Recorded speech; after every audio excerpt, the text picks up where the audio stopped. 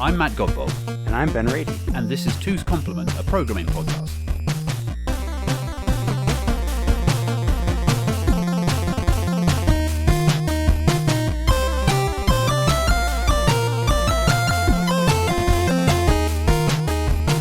Hey Ben, last episode you and I were discussing how we started out with the same goal, that is to be in the games industry, and I spent a decade or so doing so, whereas you, through no fault of your own, ended up not working in games. And then sort of like 20 odd years into our careers, we've met up and we've been discussing kind of the things that went well, the things that didn't go so well, the things that differ.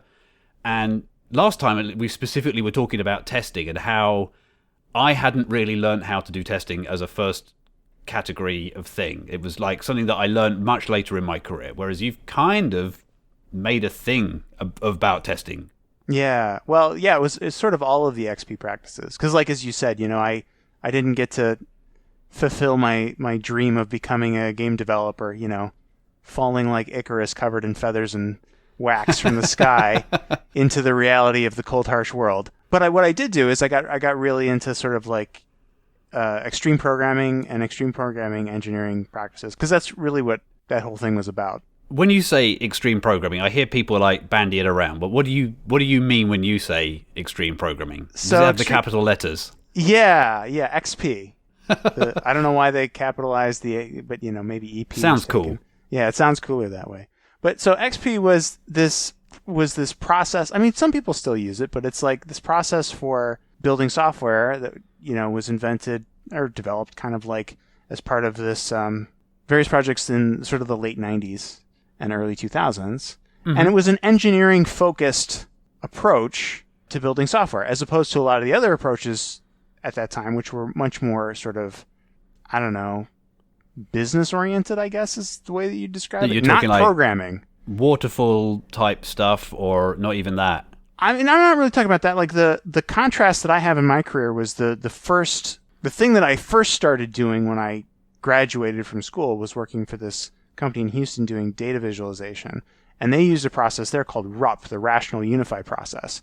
And I tried that for rational, like as in rational rows. Yes, as in rational rows. The actual, right? Like Grady the IBM. Booch. Yeah, exactly. And so, you know, I tried that for a year and I was like, this is gross, and found XP and got way into it from there. So yeah, so my career, instead of going into the games industry, I got way into agile engineering practices like test room development, pair programming, continuous integration, and all that stuff.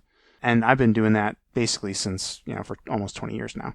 Which is very, very different from the grind-oriented programming that I experienced in North London, living a mile away from where my office was, making it home after closing time from the pub, staggering into bed, getting back up again, going into work and work long hours and grinding, and essentially applying human effort of will as opposed to actual sound design practices to making software work, which, you know, we towards the end, in fairness, I paint this picture, towards the end, in fairness, we were starting to pick up on some practices. We did have some tests, but I think, like I said last time, most of them were assert based. And being in the games industry, we were working mainly in C and C++, you know, and some assembly and some other weird things that we used. But the mainstay of that was developing for consoles that were not standard. They weren't something you could just run and deploy to. There were steps involved in actually getting it to run. You know, in some cases there's a serial cable and you had to like squirt your software down into it to make it work.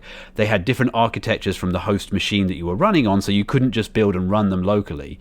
And so testing was very much something that we did on a subset of important code that we bothered to get ported to run on x86. Or if we were working on a PC game, then obviously we could do some amount of it, but it was basically assert-based testing.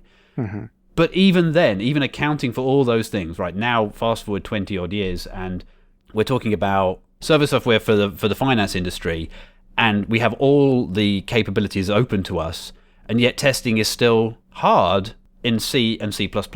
And so I thought one thing we could talk about this time specifically is, why is that the case and what can we do? Yeah, I think that's a fantastic idea. So you have described to me as like good design can often yield testability, or perhaps the other way around, right? If you design for testability, that is a good design. So maybe there's something wrong with our design. So let's start from like what makes something easy to test, what makes something testable, and then we can sort of I'll try and riff on why that maybe doesn't work for me, or maybe it does. Right. Maybe so it yeah, should. I mean, I think for me, and I mean this is my own personal belief, but code isn't well designed unless it's testable. That's just a criteria of design that it's like, and it's a much more concrete and useful criteria than I think a lot of people use. There's sort of, there's a lot of like, winning by style points that happens in some kinds of software design where it's like, oh yeah, well this has this certain shape to it, or I don't even know. Can I write tests that run quickly is a criteria that is like, if you can't do that, it's not well designed. And specifically as well, you mentioned quickly as well is like another thing you've kind of grafted on there, but we talked about last time, but that's an important part of it. No, that's a good point, is that it's like the kind of tests that I'm talking about where they are very focused, they can run very quickly, they're decoupled from things like the network, the file system, other services, hardware even in certain situations. Yeah. Like if you can't write those kinds of tests, your code is not well designed, by my personal definition. Yeah, right? No, I can see an argument for it. I think, we might politely disagree about where the line is under some circumstances. Yeah. Because of pragmatism, which is... Yeah, I mean, I was just going to say, I think one of the places where that gets difficult is when you have constraints on your code that are related to hardware, related to performance, related to multi-threading is another dimension we talked about last time.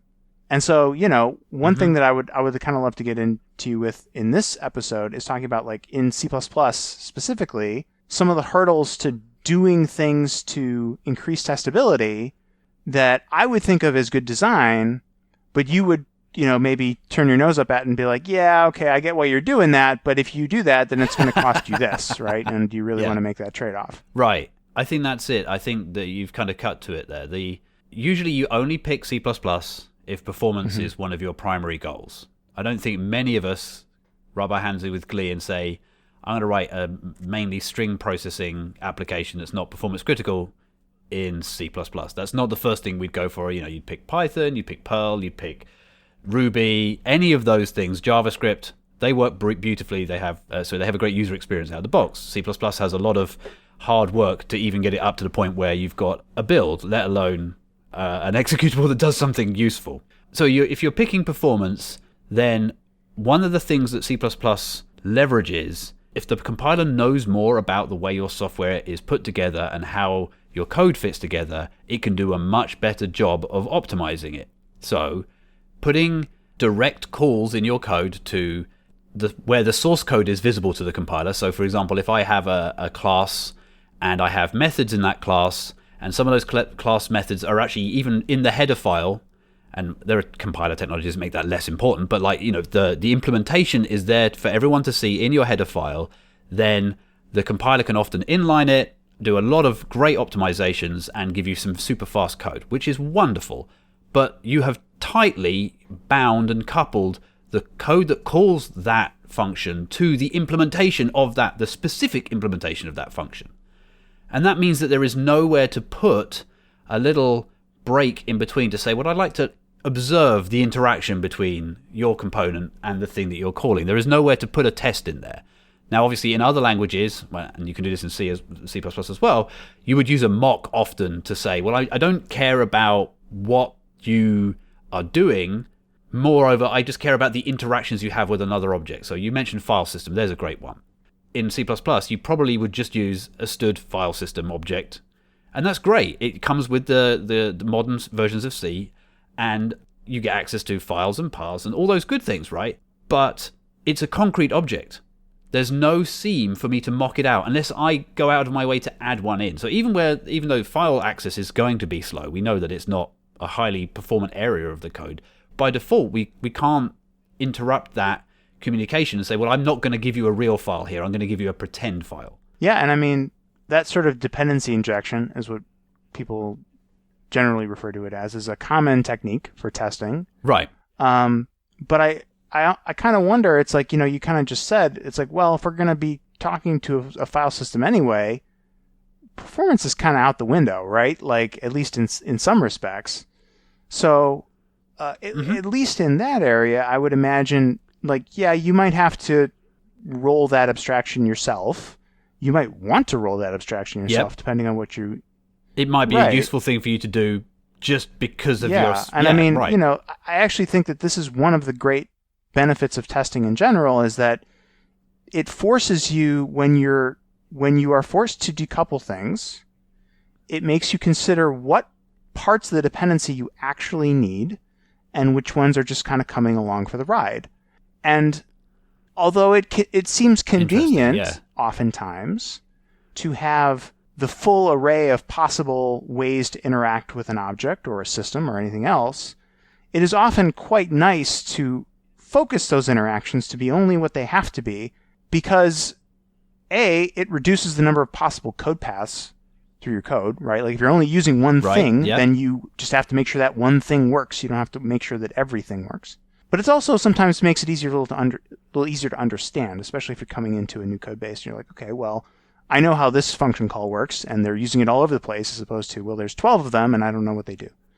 So giving some thought to that, I think it has value. So the kind of things you're talking about perhaps are, obviously there's essentially the global space is an object, if you want to think of it in that way, or a scope. It's a scope, like calling just std file system : file on a thing gets you a file is in the global scope. But if I deliberately limit myself and say, well, no, this component I'm talking to only wants to load cache files, and it only really cares about the contents of those cache files, why don't I just hand it something for which that is the interface? And now I've kind of documented the interactions, and I've limited the interactions in a useful way. So the abstraction might actually have power above and beyond the testability that might be the initial reason I put it in place. I might put it there, and I do this all the time. Obviously we've worked together. We've done some of these things together before, but this is the kind of thing that I do. And I've had discussions with other C++ programmers who have come down on the side of like saying, I wouldn't necessarily add an abstraction purely for testability.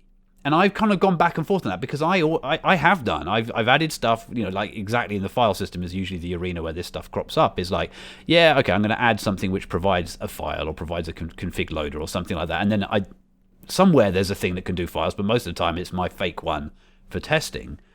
But it was interesting finding that there were people who wouldn't do it just to add testability.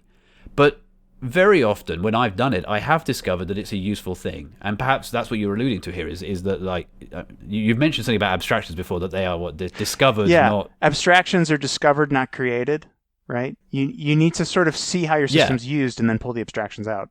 Right. And I've worked with a good friend of mine before now who is also referred to bad abstraction layers as obstruction layers, which I think we've all been there, where you're like, well, I just need the thing on the other side of this wall. So there's always a danger if you're introducing these things where, maybe you are decoupled from the file system in your config processing system, and you're like, well, I just want to see if the file exists.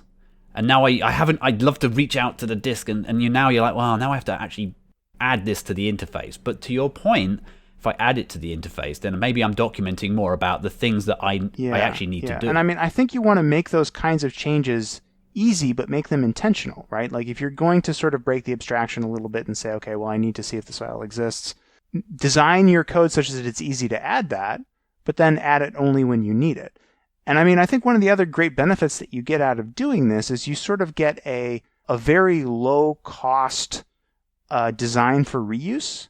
Like in their file example, if you have an abstraction that says, okay, I can read the contents of this file, I can stream it in, then if you have an abstraction there that's saying, well, it doesn't really matter if I'm reading from a file or from a socket, the code will work basically the same either way, but the second that I try to seek, then that abstraction now has been completely destroyed. And sometimes we make decisions about how to implement an algorithm.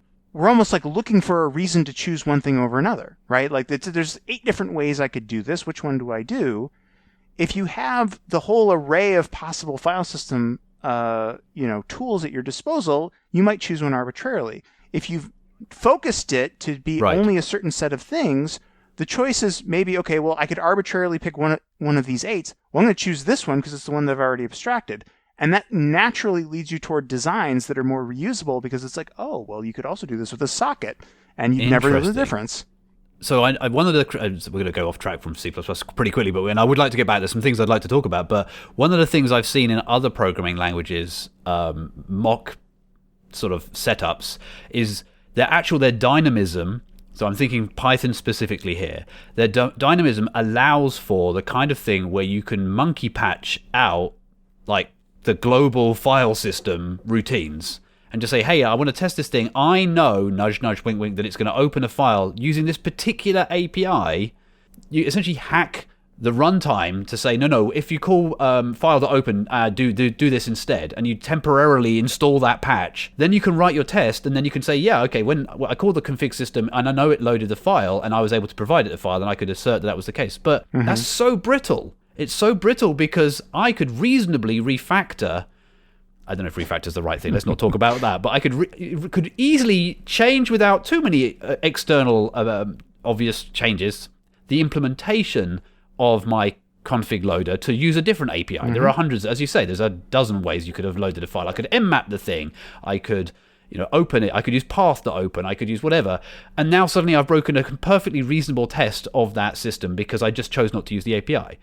But if I force it through an interface that I designed ahead of time to say, well, these are the kinds of things you can do to the files in this context, then necessarily I'm not open to that. Now, obviously, I don't get the choice of doing that in C++, short of some absolute heroics with the preprocessor and hash defining a whole bunch of gunk to be things that they aren't, which is so dreadful. I'm not even going to go further down this logic setup. But actually, that does lead me to the other thing I wanted to talk about, which is when I do testing in C++, I typically do think of adding a virtual layer. So this is a class with virtual methods, which has a runtime performance cost. And I've long argued back and forth various places about what the costs of that really are. And certainly back in the days of the games industry, the cost really was the indirect call instruction that it necessitated. Nowadays, that's less the problem. It's more like it's a barrier to the optimizer. The optimizer can't see across it, doesn't know what it's doing. But even that's coming down. But let's hold that to one side. But that means that you are definitely designing your software ahead of time with a very specific, strict contract. And that's the interface definition.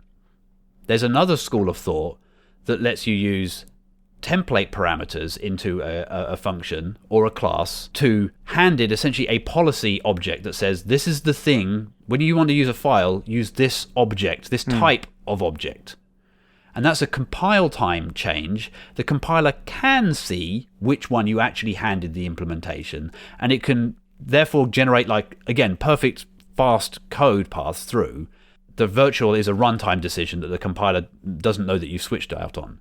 So there is a way of having a lower overhead, runtime overhead version of essentially dependency injection. But it's a sort of insidious one because every type you pass around your program carries with it the parameters that were given to that type.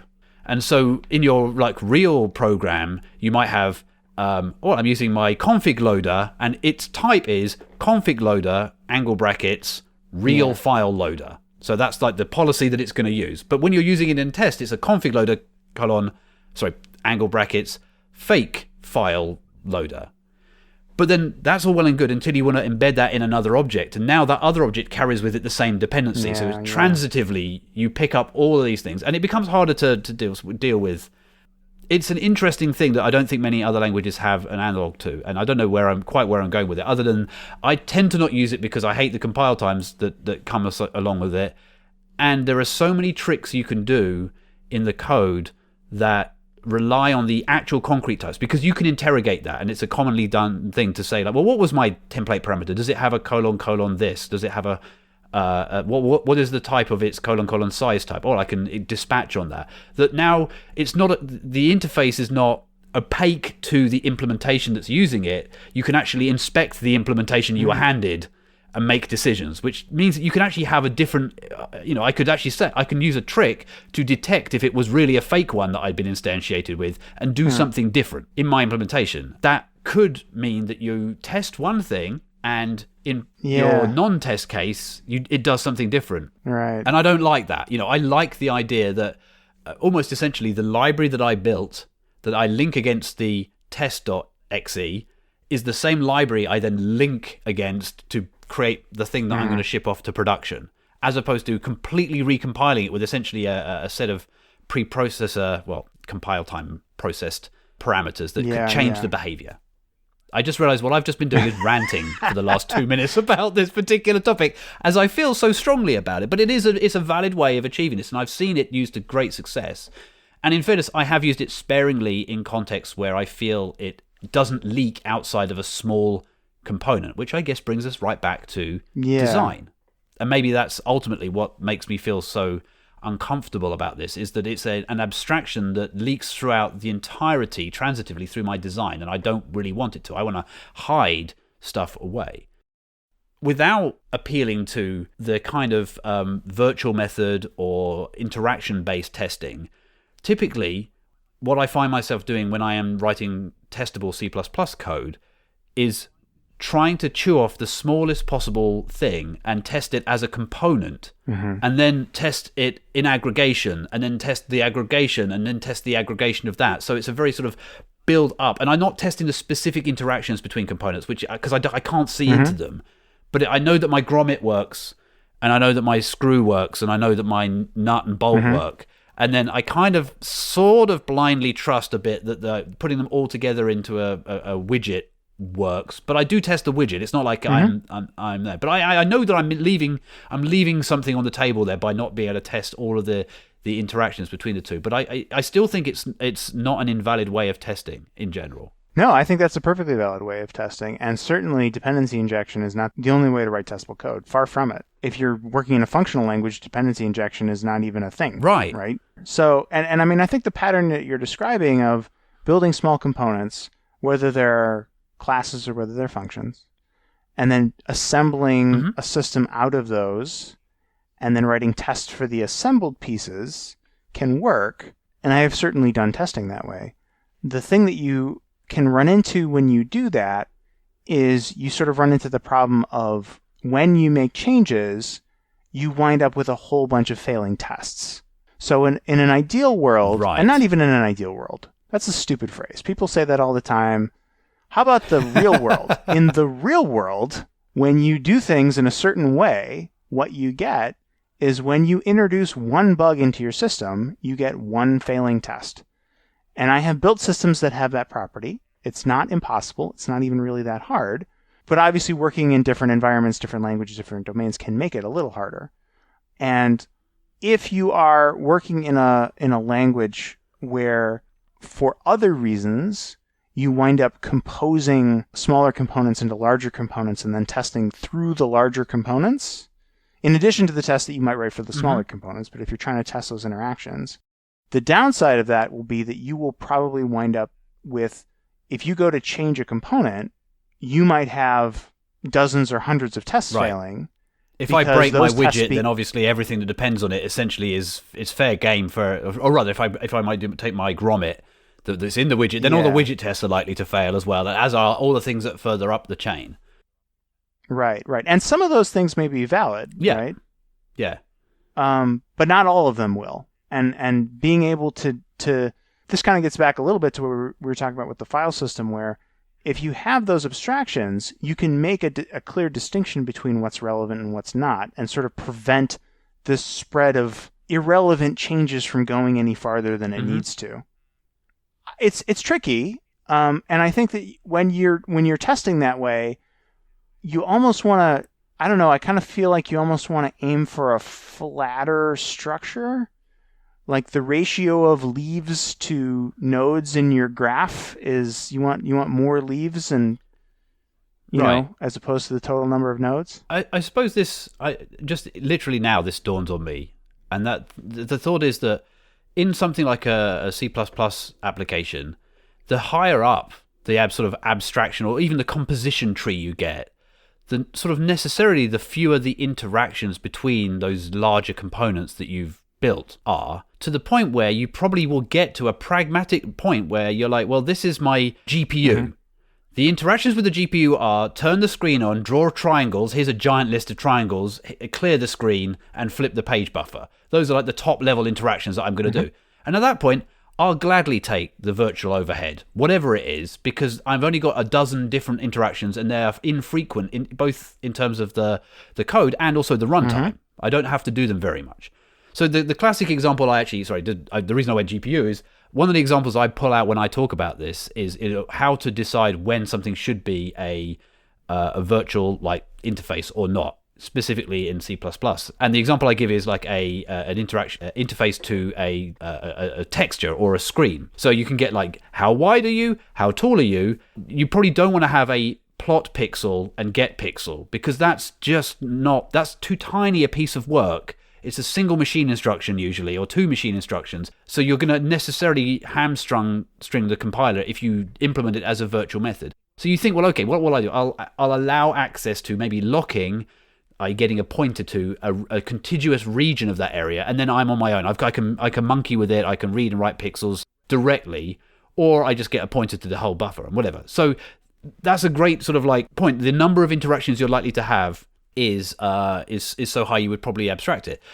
But once you get to the flip the page, draw a triangle, maybe, I don't know, that's probably nowadays that one draws so many triangles, it's not a big deal. But once you get further up the hierarchy, that's the point where you say, okay, I'm going to put a seam in here, and I'm going to divorce this part of the code from anywhere else, and anything else that wants to interact and test with this part of the code, I can always put a fake one of these in. Here's my fake GPU. Here's my fake screen. And then I can say, sure, you can paint all these pixels. Yeah, go for it. Do your thing. And then I can look at it afterwards. And there's no coupling there between the actual implementation and the thing. Whereas the GPU itself may be built out of components that are more tightly coupled and are tested more in that way that we said before, where it's sort of incrementally and transitively you kind of like build up this idea that the GPU component is okay because transitively all of its components tested okay, and in aggregate they tested okay. Mm-hmm. So maybe that hybrid approach is the right approach anyway, or the pragmatic approach under these circumstances. Yeah, absolutely. And in fact, when I was working at that data visualization company in Houston that I mentioned, I did exactly that with 2D graphics. We built a layer of abstraction on top of the graphics library. We were actually doing this in Java at the time, which was a little weird, but it worked. And we built a layer of abstraction on top of the 2D graphics system for testing purposes.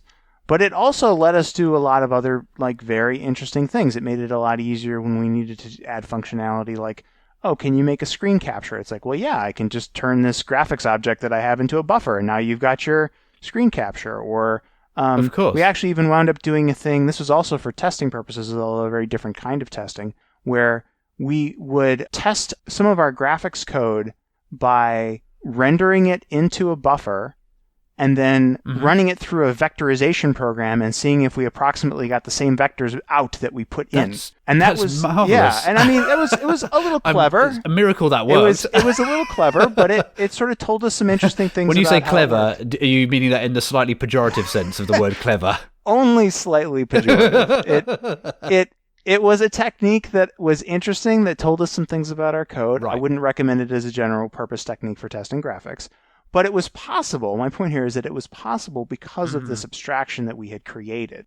And so those kinds of things, I think to your point, it's like that is a perfectly valid technique. And I think thinking about where you want to add those virtualization calls in C++ or the sort of layers of abstraction in whatever language you're working in, it's obviously not just testability is the only thing that you should be thinking about there. It's also, what are they going to be the other design impacts and the other, performance impacts of doing this. But I really like your point about sort of the higher up you get, the fewer interactions there really seem to be. I think that's quite insightful. From a C++ point of view as well, from a build point of view and whatever, the less coupling you have between components, or the fewer coupling. The less coupling? The less coupling, yeah. I think it's the less coupling. But the less coupling you have between components, it's certainly possible to leverage that to make your builds faster, because you can carve the world up into parts that are dependent or not dependent on the interface changing, as opposed to some typo in a comment in the implementation of one of those functions or whatever you're at. And that sort of comes back round to the conversation about fast changes to testing. So obviously the big problem, the elephant in the room, with C++, well, it's not really an elephant because we all know it's there and we can all see it, and it's like the build time. And the sort of worldview of testing is, and I've seen you do this, you have a watch command running in one window and you've got VI in another window, and you're literally saving. And as you say, your save is a micro commit to you, and the watch immediately notices that you save, and it runs all the tests, and it's essentially a live dashboard of where you are in your process of developing. And that's super important. And in the rules of eights, which we talked about last time, if it's 800 milliseconds, that's instant, and you're like, I saved, yeah, that's cool, or whoops, no, I made a mistake, or no, that doesn't work. There's a cool feedback loop there. C++ out of the box tends not to have that. And in my experience, where at least part of my career I spent writing my own C++ parsers to try and make a whole new way of like even compiling C++ to try and solve this very problem. In my experience, you have to think about that from the get-go in C++. It's not something you graft on at the end. A bit like, I guess like tests, right? It's harder to do come in afterwards and write tests.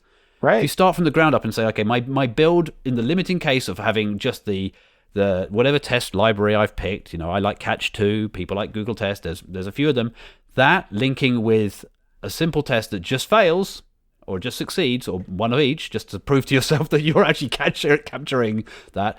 Can I even get that building and running in a somewhat interactive amount of time? And then you grow out from there, and you take a deep breath every time you cross some threshold, an 8-second threshold. And again, we're never going to be 800 milliseconds in our world, I don't think.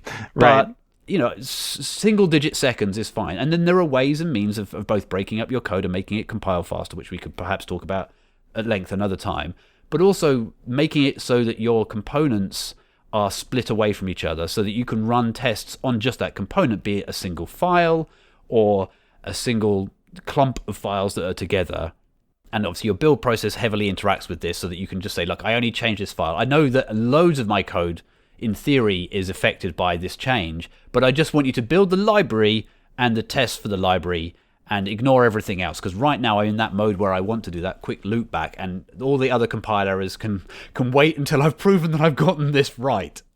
Yeah, I feel like there's a whole category of things like that where whatever group of people you're working with, you all have to commit. You have to make a shared commitment to doing something a certain way. Otherwise, it's really not going to work out super well for you. One of them is testing. Yep. One of them, I think, is a commitment to these sort of fast build times and structuring the code so that you can build things incrementally, you can build things quickly. Another one of those is deployment, like being able to deploy safely a running system. You 100%. Have to decide to do that at the start. It's very difficult to sort of, both from an organizational standpoint and from a technical standpoint, to sort of add that in later, right? Yeah, continuous builds, continuous deployment, all these things kind of fit together well. They all go, they go together really well if you start them all together. But any one of them trying to put it in afterwards is a pain. Yeah, it's much more difficult to do. It's not that it can't be done. It just takes hard work and it takes commitment from everybody involved. If you have half your team that's invested in fast builds and the other half is like, it's fine, I like coffee. You're just not going to get to where you want to go. That is it. I mean, like, there's the whole sword fighting XKCD of, what are you doing, right? Right. Yeah. If you see that as an essential part of your job, it's going to be really hard to come along and have someone convince you that you should do a whole bunch of work to take your build time down from, a minute to 8 seconds so that you can, work in this fashion, right? Because A, you've probably never experienced before, so you don't really know what it's like and you don't really know why it's good. And B, it's kind of a huge risk. It's sort of like, how do you know this is really going to turn out like this? That's a really good point. Certainly, I think there's a certain amount of institutionalization that I've seen with other companies I've worked at with the C++ developers where it is just taken as read that, it's a 20-minute build every time you do anything significant. Nobody touch error.h, because if you touch error.h, everyone's cursed. Next time they get pull to have a 30-minute build, so off you go. And of course, projects do get big, and so there are necessary things that take a while. But it doesn't have to be that way. And I remember having the same thing about, and we should perhaps even talk about this another time, like IDEs. I like IDEs perhaps more than VI, although I use both. And I know you're a VI user, and you've seen IDEs and you appreciate them and everything. No. I like IDEs. I it's just VI is an IDE. I was a huge Eclipse fan. But, well, no, that's Emacs. You're thinking of Emacs. Oh, but the point I want to make is that I remember seeing somebody using IntelliJ, as it was at a very previous job, and they were just like a maestro playing a virtuoso playing an amazing instrument. The speed that the ideas were forming in their head to code appearing on the screen fully formed, followed by, well, maybe I shouldn't rename it that, call the variable that. Oh, hang on a second, this is an interface. Pull out an interface. It was wonderful to watch, and it totally changed the way that I thought about how you could program. And it moved me much further down the explorative tap on the keyboard, look around, maybe this, maybe not this, versus the, sagely stroke your beard and think about it approach that we discussed a little bit last time. So there's definitely something there. And I think that obviously as part of that suite of tools, having a fast build, having fast tests, all factor into that sort of local minima in the space of things that you can do to be productive, where you and I currently are, which is, fast turnaround on builds, deploys, tests, all those things. Yeah, I mean, that's a good spot.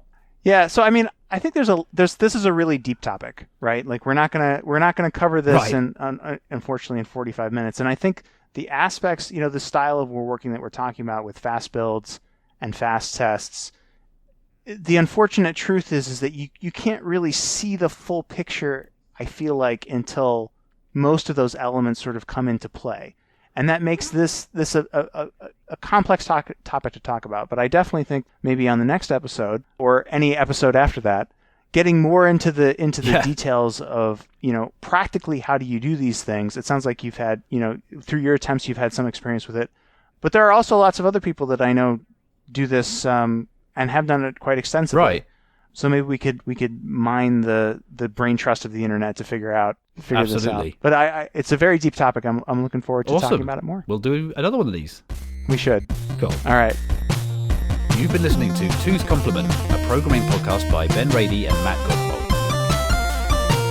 Find the show transcript and notes at twoscomplement.org. Contact us on Twitter at 2CP. That's at TWOSCP.